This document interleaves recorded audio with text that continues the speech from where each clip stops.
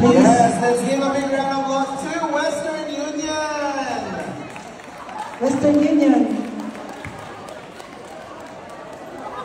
Let's welcome their representative to give us a short message.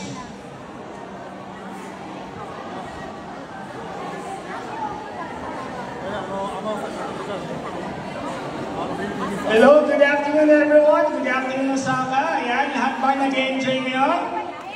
Yes. Ayan, we do have a lively crowd here today. Ayan, and we in Western Union is very happy to be here and of course inform you about the new features and benefits of our Western Union mobile app that is not available sa ibang limitadsa.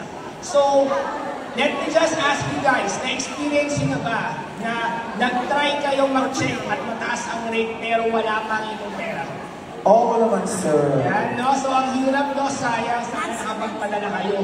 Pero, sa aming Western Union mobile app, you don't have to miss out on that opportunity. You can actually do a transaction, save that high rate for up to 6 days to any bank here in Japan such as JP Bank or up to 2 days sa Lawson. That is a very easy, simpleng-simpleng gamitin ang aming app. Isipin nyo mga madam, mga sirs, you won't miss out on that great opportunity. Now, you don't have to worry because once you process the transaction and nakita po ninyo na mataas ang rate for that day, pwede kayong gumawa ulit ng panibagong transaction at piliin yung mas mataas na rate. So, you don't have to worry sa previous transaction. Yan po ay automatically maka-cancel ng Western Union at manonotify lang kayo. Ganyan kadali. You can do multiple transactions, choose which rate is better for you, at yun lang po ang inyong babayaran. And isang charge lang po, isang Western Union fee charge lang ang inyong babayaran, and wala na po kayong ibang iisipin.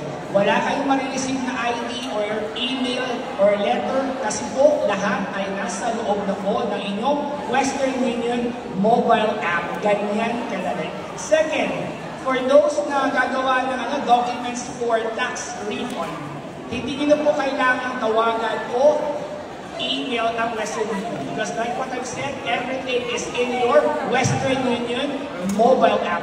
Just simply go to your menu, go to history, piliin niyo po ang inyong gustong beneficiary, choose that, i-print out niyo po at yun na po ang ipapasa ninyo sa inyong company o ang inyong document para sa inyong tax refund for your remittance receipt. Ganyan lang po kadaling gamitin ang ating Western Union mobile app. And lastly, you can now send your hard-earned money sa inyong mga loved ones by e-wallet tulad po ng GCash.